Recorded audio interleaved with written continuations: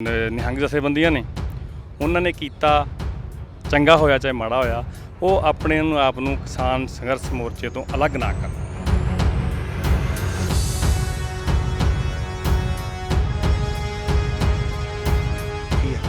ਸਾਨੂੰ ਕਿਤੇ ਨਾ ਕਿਤੇ ਕੋਈ ਨਾ ਕੋਈ ਸ਼ਰਾਰਤਾਂ ਕਰਕੇ ਲੜਾਇਆ ਜਾ ਰਿਹਾ, ਕੋਈ ਦਲਿਤ ਕਹਿ ਕੇ ਜਾਂ ਕਿਤੇ ਕੋਈ ਨਾ ਗੁਰੂ ਗ੍ਰੰਥ ਸਾਹਿਬ ਦੀ ਮਹਾਰਾਜ ਦੀ ਬੇਅਦਬੀ ਕੀਤੀ ਗਈ ਆ।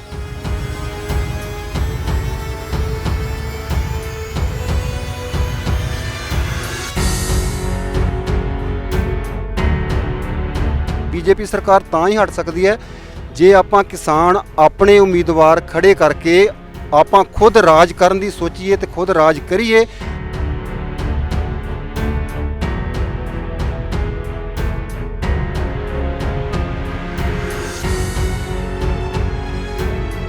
ਸਾਨੂੰ ਇਹ ਪਤਾ ਹੋਣਾ ਚਾਹੀਦਾ ਕਿ ਕਾਰਪੋਰੇਟ ਜਿਹੜਾ ਉਹ ਕਿਹੜਾ ਪ੍ਰੋਡਕਟ ਮਾਰਕੀਟ 'ਚ ਕਿੱਦਾਂ ਲੈ ਕੇ ਉਹ ਆ ਰਿਹਾ ਤੇ ਅਸੀਂ ਕਿੱਦਾਂ ਬੇਵਕੂਫ ਬਣ ਰਹੇ ਹਾਂ।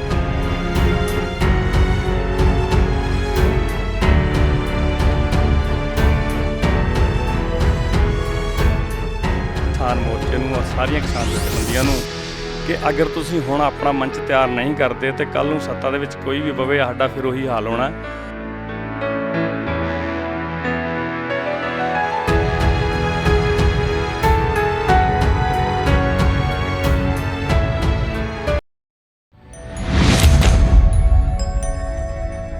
ਵਾਹਿਗੁਰੂ ਜੀ ਕਾ ਖਾਲਸਾ, ਵਾਹਿਗੁਰੂ ਜੀ ਕੀ ਫਤਿਹ। ਜਿਸ ਤਰ੍ਹਾਂ ਕਾਫੀ ਸਮੇਂ ਦੇ ਉੱਤੋਂ ਜਿਹੜਾ ਕਾਲੇ ਕਾਨੂੰਨਾਂ ਨੂੰ ਰੱਦ ਕਰਾਉਣ ਵਾਸਤੇ ਜਿਹੜੇ ਅਲੱਗ-ਅਲੱਗ ਜਿਹੜੀਆਂ ਸਕੀਮਾਂ ਤਹਿਤ ਕਿਸਾਨ ਆਪੋ ਆਪਣਾ ਯੋਗਦਾਨ ਪਾ ਰਹੇ ਨੇ, ਚਾਹੇ ਉਹਨਾਂ ਰੇਲਾਂ ਰੋਕਣ ਦੀ ਕੋਸ਼ਿਸ਼ ਕਿਸਾਨਾਂ ਨੇ ਕੀਤੀ, ਰੋਕੀਆਂ ਵੀ ਕਾਰਾਂ ਦੇ ਕੰਨ ਦੇ ਉੱਤੇ, ਫਿਰ ਕੋਈ ਜੂ ਨਹੀਂ ਛੜਕੀ, ਅਤੇ ਅਲੱਗ-ਅਲੱਗ ਥਾਵਾਂ ਦੇ ਉੱਤੇ ਬਹੁਤ ਜ਼ਿਆਦਾ ਸ਼ਹੀਦੀਆਂ ਵੀ ਹੋ ਗਈਆਂ, ਕੁਰਬਾਨੀਆਂ ਵੀ ਹੋਈਆਂ ਵਾ। ਜਿਸ ਤਰ੍ਹਾਂ ਹੁਣ ਤਾਜ਼ੀ ਘਟਨਾ ਲਖੀਮਪੁਰੀ ਦੇ ਵਿੱਚ ਬਹੁਤ ਜ਼ਿਆਦਾ ਜਿਹੜੇ ਮਾੜੀ ਇੱਕ ਮੰਦਭਾਗੀ ਘਟਨਾ ਵਾਪਰੀ ਆ। ਕੀ ਇਹ ਸਰਕਾਰ ਚਾਹੇ ਕਾਨੂੰਨ ਰੱਦ ਵੀ ਹੋ ਜਾਣ, ਕੀ ਉਹਨਾਂ ਕਿਸਾਨਾਂ ਜਿਹੜੇ ਮਾਵਾਂ ਦੇ ਪੁੱਤ ਸ਼ਹੀਦ ਹੋਏ ਆ ਉਹ ਵਾਪਸ ਕਰ ਸਕਦੇ ਆ? ਤੇ ਜਿੱਥੇ ਕਿਸਾਨ ਆਗੂਆਂ ਨੇ ਬਹੁਤ ਵੱਡਾ ਯੋਗਦਾਨ ਜਿਹੜੇ ਪਾ ਰਹੇ ਨੇ ਕਾਨੂੰਨਾਂ ਨੂੰ ਰੱਦ ਕਰਾਉਣ ਵਾਸਤੇ, ਜੋ ਸਾਡੇ ਸਾਬਕਾ ਫੌਜੀ ਵੀਰ ਨੇ, ਜਿਹੜੇ ਸੈਨਿਕ ਨੇ, ਇਹਨਾਂ ਨੇ ਪਹਿਲਾਂ ਦੇਸ਼ ਦੀ ਰੱਖਿਆ ਵਾਸਤੇ ਬਾਰਡਰਾਂ ਦੇ ਉੱਤੇ ਜਿਹੜਾ ਵਾ ਦਿਨ ਰਾਤ ਇੱਕ ਕਰਕੇ ਆਪਣੇ ਪਰਿਵਾਰਾਂ ਵੱਲ ਘੱਟ ਤੇ ਦੇਸ਼ ਵੱਲ ਜ਼ਿਆਦਾ ਧਿਆਨ ਦਿੱਤਾ, ਤੇ ਅੱਜ ਉਹ ਇਹਨਾਂ ਬਿੱਲਾਂ ਨੂੰ ਰੱਦ ਕਰਾਉਣ ਵਾਸਤੇ ਵੀ ਸਾਡੇ ਨਾਲ ਖੜੇ ਨੇ। ਹੋਰ ਵੀ ਵੀਰ ਖੜੇ ਨੇ, ਆਓ ਉਹਨਾਂ ਦੇ ਨਾਲ ਗੱਲਬਾਤ ਕਰਦੇ ਹਾਂ। ਵਾਹਿਗੁਰੂ ਜੀ ਕਾ ਖਾਲਸਾ, ਵਾਹਿਗੁਰੂ ਜੀ ਕੀ ਫਤਿਹ। ਵੀਰ ਜੀ, ਮੇਰਾ ਪਹਿਲਾ ਸਵਾਲ ਇਹ ਆ ਕਿ ਅੱਜ ਜਿਹੜਾ ਤੁਹਾਡਾ ਮੁੱਖ ਕਾਰਨ ਟ੍ਰੇਨਾਂ ਰੋਕਣ ਦਾ, ਇੱਕ ਤੇ ਕਾਲੇ ਕਾਨੂੰਨ ਜਿਹੜੇ ਰੱਦ ਨਹੀਂ ਹੁੰਦੇ, ਦੂਸਰਾ ਲਖੀਮਪੁਰੀ ਦੀ ਜਿਹੜੀ ਘਟਨਾ ਵਾਪਰੀ ਸੀ ਉਹਦੇ ਕਰਕੇ ਵੀ ਜਿਹੜੀਆਂ ਟ੍ਰੇਨਾਂ ਰੋਕੀਆਂ ਗਈਆਂ, ਕੀ ਤੁਹਾਨੂੰ ਲੱਗਦਾ ਇਸ ਤਰ੍ਹਾਂ ਟ੍ਰੇਨਾਂ ਰੋਕਣ ਦੇ ਨਾਲ ਜਿਹੜਾ ਹੱਲ ਕੋਈ ਹੋਵੇਗਾ? ਮੈਂ ਕੈਪਟਨ ਧਰਮਿੰਦਰ ਸਿੰਘ, ਜ਼ਿਲ੍ਹਾ ਪ੍ਰਧਾਨ ਇੰਡੀਅਨ ਵੈਟਰਨ ਆਰਗੇਨਾਈਜੇਸ਼ਨ। ਤੁਹਾਡੀ ਲਾਸਟ ਗੱਲ ਦਾ ਜਵਾਬ ਪਹਿਲਾਂ ਕਿ ਹੱਲ ਜ਼ਰੂਰ ਹੋਏਗਾ। ਅੱਜ ਅਸੀਂ ਸੰਯੁਕਤ ਕਿਸਾਨ ਮੋਰਚੇ ਦੀ ਕਾਲ 'ਤੇ ਇਕੱਠੇ ਹੋਏ ਸੀ ਲਖੀਮਪੁਰ ਖੀਰੀ ਦੇ ਵਿੱਚ। ਜੋ ਸਾਡੇ ਕਿਸਾਨ ਸ਼ਹੀਦ ਹੋਏ ਉਹਨਾਂ ਦੀ ਆਤਮਿਕ ਸ਼ਾਂਤੀ ਲਈ ਔਰ ਉਹਨਾਂ ਦੇ ਜਿਨ੍ਹਾਂ ਨੇ ਕੀਤੀ ਆ ਉਹ ਉੱਥੇ ਦੇ ਮੰਤਰੀ ਸਾਹਿਬਾਨ, ਗ੍ਰਹਿ ਮੰਤਰਾਲੇ ਦੇ 2 ਨੰਬਰ ਦੇ ਉਹ ਮੰਤਰੀ ਨੇ, ਉਹਨਾਂ ਦੇ ਪੁੱਤਰ ਨੇ ਜੋ ਵੀ ਘਟਨਾ ਨੂੰ ਅੰਜਾਮ ਦਿੱਤਾ, ਉਹਨਾਂ ਨੂੰ ਪਦ ਤੋਂ ਹਟਾਏ ਜਾਣ ਤੇ ਗ੍ਰਿਫਤਾਰੀਆਂ ਪਾਉਣ ਦੇ ਵਾਸਤੇ ਇਹ ਅੱਜ ਰੇਲ ਰੋਕੋ ਅੰਦੋਲਨ ਹੋਇਆ। ਤੇ ਅਸੀਂ ਵੀ ਆਪਣੀ ਸਮੁੱਚੀ ਟੀਮ ਨਾਲ ਇਸ ਚੱਲ ਰਹੇ ਸੰਘਰਸ਼ ਦੇ ਵਿੱਚ ਗੁਰਦਾਸਪੁਰ ਰੇਲਵੇ ਸਟੇਸ਼ਨ 'ਤੇ ਯੋਗਦਾਨ ਪਾਇਆ। ਔਰ ਅਸੀਂ ਇਹ ਕਲੀਅਰ ਕਰ ਦੇਣਾ ਚਾਹੁੰਦੇ ਹਾਂ ਕਿ ਸਾਡੀ ਇੰਡੀਅਨ ਵੈਟਰਨ ਆਰਗੇਨਾਈਜੇਸ਼ਨ ਕਿਸਾਨੀ ਸੰਘਰਸ਼ ਦੇ ਨਾਲ ਸੀ, ਹੈ ਅਤੇ ਰਹੇਗੀ। ਔਰ ਇਹ ਜੋ ਵੀ ਇੱਕ ਮੈਸੇਜ ਵੀ ਦੇਣਾ ਚਾਹੁੰਦਾ ਤੁਹਾਡੇ ਰੂਬਰੂ, ਤੁਹਾਡੇ ਥਰੂ, ਕਿ ਜੋ ਵੀ ਪਿੱਛੇ ਘਟਨਾਵਾਂ ਹੋਈਆਂ, ਚਾਹੇ ਉਹ ਗੁਰੂ ਗ੍ਰੰਥ ਸਾਹਿਬ ਦੀ ਬੇਅਦਬੀ ਨੂੰ ਲਈਏ, ਚਾਹੇ ਉਹ ਕਿਸਾਨਾਂ ਦੀਆਂ ਸ਼ਹੀਦੀਆਂ ਨੂੰ ਲਈਏ, ਚਾਹੇ ਕਿਸਾਨੀ ਸੰਘਰਸ਼ 'ਤੇ ਜੋ ਵੀ ਸਾਡੇ 'ਤੇ ਵਾਧ ਘਾਟ ਕਰ ਰਹੇ ਨੇ, ਉਹ ਸਾਡੇ 'ਤੇ ਕਾਲੇ ਕਾਨੂੰਨ ਥੋਪ ਰਹੇ ਨੇ, ਇਹਨਾਂ ਦਾ ਇੱਕੋ ਇੱਕ ਹੱਲ ਹੈ ਵੀਰੋ, ਉਹ ਹੈ ਇੱਕ ਮੰਚ 'ਤੇ ਇਕੱਠੇ ਹੋਣਾ। ਸੋ ਮੈਂ ਹਰ ਉਸ ਬਸਿੰਦੇ ਨੂੰ, ਇਸ ਪੰਜਾਬ ਦੇ ਨੂੰ ਇਹ ਕਹਿਣਾ ਚਾਹੁੰਦਾ ਤੁਹਾਡੇ ਥਰੂ ਕਿ ਇਹਨਾਂ ਦੇ ਵਰਖਲਾਫ ਇੱਕ ਮੰਚ 'ਤੇ ਇਕੱਠੇ ਹੋ ਔਰ ਇਹਨਾਂ ਦਾ ਜਵਾਬ ਦਿਓ, ਤਾਂ ਕਿ ਕਾਲੇ ਕਾਨੂੰਨਾਂ ਨੂੰ ਅਸੀਂ ਵੱਧ ਤੋਂ ਵੱਧ ਰੱਦ ਕਰਵਾ ਸਕੀਏ। ਲੱਗਦਾ ਤੁਹਾਨੂੰ ਕਿ ਜਿਸ ਤਰ੍ਹਾਂ ਹੁਣ ਤਾਜ਼ੀ ਘਟਨਾ ਸਿੰਘੂ ਬਾਰਡਰ ਤੋਂ ਹੋਈ ਹੈ, ਕੀ ਤੁਹਾਨੂੰ ਲੱਗਦਾ ਕਈ ਲੋਕ ਉਸ ਦਾ ਵਿਰੋਧ ਕਰ ਰਹੇ ਨੇ, ਪਰ ਹੁਣ ਤੱਕ ਇਹ ਸਵਾਲ ਉੱਠਦਾ ਰਿਹਾ ਕਿ ਥਾਂ ਥਾਂ ਦੇ ਉੱਤੇ ਬੇਦਗੀ ਹੋਈ ਗੁਰੂ ਗ੍ਰੰਥ ਸਾਹਿਬ ਦੀ, ਉਹਨੂੰ ਮੌਕੇ ਦੇ ਉੱਤੇ ਕਿਉਂ ਨਹੀਂ ਉਹਦਾ ਜਵਾਬ ਦਿੱਤਾ ਗਿਆ? ਜੇ ਮੌਕੇ ਦੇ ਉੱਤੇ ਦਿੱਤਾ, ਹੁਣ ਲੋਕ ਖਿਲਾਫ ਵੀ ਹੋ ਗਿਆ। ਤੁਹਾਡੀ ਟੀਮ ਨੂੰ ਕੀ ਲੱਗਦਾ ਇਹਦੇ ਬਾਰੇ? ਦੇਖੋ, ਹਰ ਇੱਕ ਦੇ ਆਪਣੇ ਆਪਣੇ ਵਿਊ ਹੁੰਦੇ ਨੇ। ਅਗਰ ਸ਼ਾਇਦ ਸਰਕਾਰਾਂ ਆਪਣੇ ਕੰਮ ਨੂੰ ਸਹੀ ਤਰੀਕੇ ਨਾਲ, ਸੁਚਾਰੂ ਰੂਪ ਨਾਲ ਚਾਹੁੰਦੀਆਂ ਤਾਂ ਸ਼ਾਇਦ ਇਹ ਘਟਨਾ ਨਾ ਵਾਪਰਦੀ। ਗੱਲ ਜਿਹੜੇ ਮਰਜ਼ੀ ਪਹਿਲੂ ਦੇਖੋ, ਗੱਲ ਆਣ ਕੇ ਸਰਕਾਰ ਦੇ ਸਿਸਟਮ 'ਤੇ ਮੁੱਕਦੀ ਹੈ, ਕਰਮ 'ਤੇ ਮੁੱਕਦੀ ਹੈ। ਅਗਰ ਉਹਨੇ ਸਾਨੂੰ ਪਹਿਲਾਂ ਇਹਨਾਂ ਦੇ ਜਿਹੜੇ ਸਾਡੇ ਬੇਅਦਬੀਆਂ ਹੋਈਆਂ ਉਹਨਾਂ ਦੇ ਹੱਕ ਦਿੱਤੇ ਹੁੰਦੇ, ਉਹਨਾਂ ਵਾਸਤੇ ਸਾਨੂੰ ਸਹੀ ਜਗ੍ਹਾ 'ਤੇ ਇਨਸਾਫ ਮਿਲਿਆ ਹੁੰਦਾ, ਅਤੇ ਸ਼ਾਇਦ ਇਹ ਇੰਜਾਮ ਨਾ ਦੇਣਾ ਪੈਂਦਾ। ਪਰ ਮੈਨੂੰ ਇਦਾਂ ਲੱਗਦਾ ਕਿ ਜਿੱਦਾਂ ਹੁਣ ਤੱਕ ਸਰਕਾਰ ਨੂੰ ਧਰਨੇ ਵੀ ਲਾਏ, ਜਦੋਂ ਬੇਦੀਆਂ ਹੋਈਆਂ 5-6 ਸਾਲ ਤੋਂ ਲਗਾਤਾਰ ਗੁਰੂ ਗ੍ਰੰਥ ਸਾਹਿਬ ਮਹਾਰਾਜ ਦੀ ਬੇਦੀ, ਹੁਣ ਤਾਜੀ ਘਟਨਾ ਥੋੜ੍ਹੇ ਦਿਨ ਪਹਿਲਾਂ ਸ੍ਰੀ ਅਨੰਦਪੁਰ ਸਾਹਿਬ ਦੇ ਵਿੱਚ ਹੋਈ ਹੈ, ਤੇ ਉਦੋਂ ਵੀ ਲੋਕਾਂ ਦੇ ਜ਼ਿਆਦਾ ਕਮੈਂਟ ਇਹ ਆ ਰਹੇ ਸੀ ਕਿ ਮੌਕੇ ਦੇ ਉੱਤੇ ਕਿਉਂ ਨਹੀਂ ਉਹਨਾਂ ਨੂੰ ਕੋ ਕਿਹਾ। ਜੇ ਹੁਣ ਮੌਕੇ ਦੇ ਉੱਤੇ ਕਿਹਾ ਤਾਂ ਹੁਣ ਉਹਨਾਂ ਨਿਹੰਗ ਸਿੰਘਾਂ ਨੂੰ ਜਿਹੜਾ ਵਾ ਇਹ ਮਾੜਾ ਵੀ ਬੋਲ ਰਹੇ ਵਿੱਚ ਲੋਕ।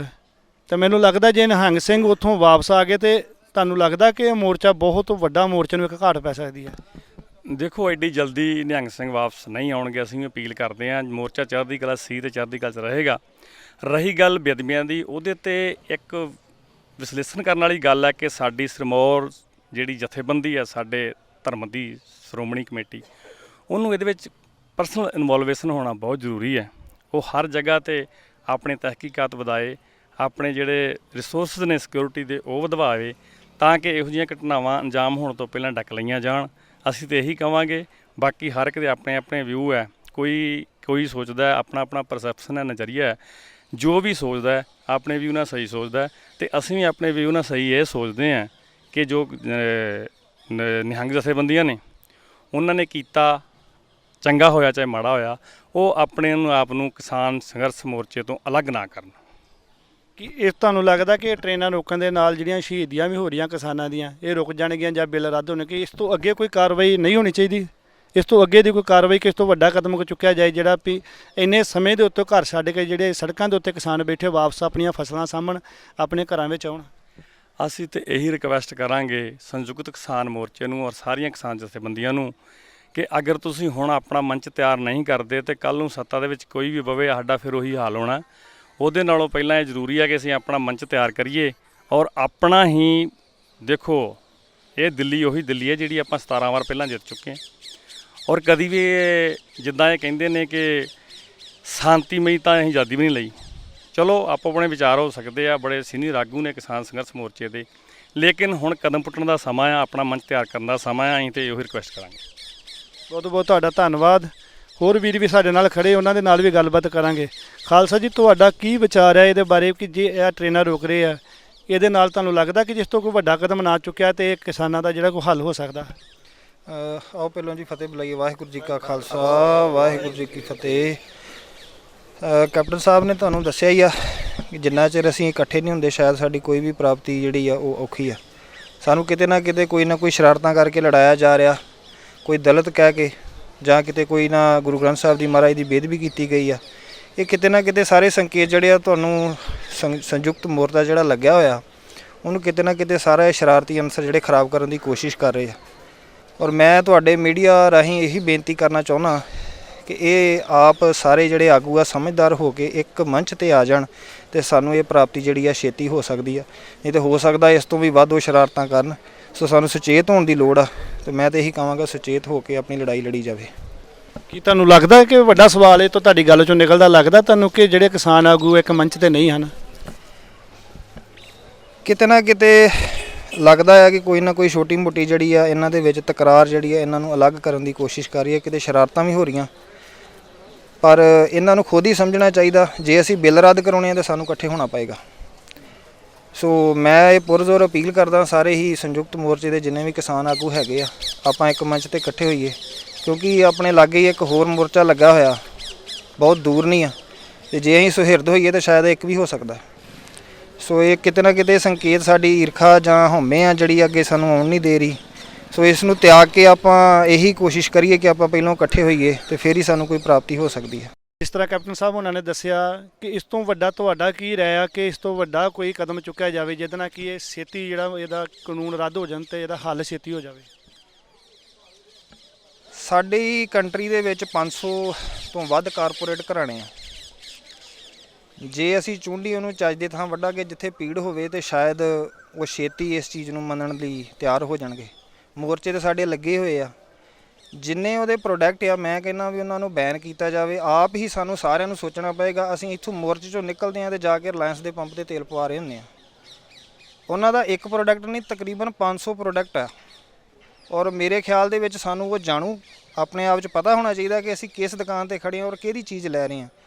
ਅਸੀਂ ਤਕਰੀਬਨ ਜਿਵੇਂ ਅਸੀਂ ਟੋਲ ਪਲਾਜ਼ੇ ਰੋਕ ਲਏ, ਟੋਲ ਪਲਾਜ਼ੇ 'ਤੇ ਸਾਡੇ ਕਿਸਾਨਾਂ ਦੀ ਏਡੀ ਵੱਡੀ ਟਰਾਂਸਪੋਰਟਾਂ ਤਾਂ ਹੈ ਨਹੀਂ ਜਿਹੜੀਆਂ ਰੋਜ਼ ਉਹਨਾਂ ਤੋਂ ਗੁਜ਼ਰਦੀਆਂ। ਪਰ ਕਿਤੇ ਨਾ ਕਿਤੇ ਉਹ ਕਾਰਪੋਰੇਟ ਘਰਾਣਿਆਂ ਨੂੰ ਹੀ ਜ਼ਿਆਦਾ ਫਾਇਦਾ ਹੋਇਆ, ਕਿਉਂਕਿ ਡੇਲੀ ਦੀ ਜਿਹਦੀ 10 ਵਾਰ ਬੱਸ ਉੱਥੋਂ ਲੰਘੇਗੀ ਫਾਇਦਾ ਤਾਂ ਉਹਨੂੰ ਹੀ ਹੋਏਗਾ ਨਾ। ਸੋ ਕਿਤੇ ਨਾ ਕਿਤੇ ਕੰਮ ਸੋਚ ਕੇ ਕਰਨਾ ਚਾਹੀਦਾ ਵਾ ਸਾਨੂੰ ਕਿ ਅਸੀਂ ਚੁੰਡੀ ਕਿੱਥੇ ਵੱਢ ਰਹੇ ਹਾਂ। ਮੇਰੇ ਖਿਆਲ 'ਚ ਉਹਨਾਂ ਨੂੰ ਪੀੜ ਘੱਟ ਹੋ ਰਹੀ ਆ, ਤਾਂ ਕਰਕੇ ਉਹ ਸਾਡੀ ਗੱਲ ਨੂੰ ਸੁਣਨ ਲਈ ਮਜਬੂਰ ਨਹੀਂ ਹੋ ਰਹੇ। ਸੋ ਆਪਣੀ ਆਵਾਮ ਨੂੰ ਵੀ ਮੈਂ ਗੱਲ ਕਹਿਣਾ ਚਾਹੁੰਦਾ ਕਿ ਸਾਨੂੰ ਇਹ ਪਤਾ ਹੋਣਾ ਚਾਹੀਦਾ ਕਿ ਕਾਰਪੋਰੇਟ ਜਿਹੜਾ ਵਾ ਉਹ ਕਿਹੜਾ ਪ੍ਰੋਡਕਟ ਮਾਰਕੀਟ 'ਚ ਕਿੱਦਾਂ ਲੈ ਕੇ ਉਹ ਆ ਰਿਹਾ ਤੇ ਅਸੀਂ ਕਿੱਦਾਂ ਬੇਵਕੂਫ ਬਣ ਰਹੇ ਹਾਂ।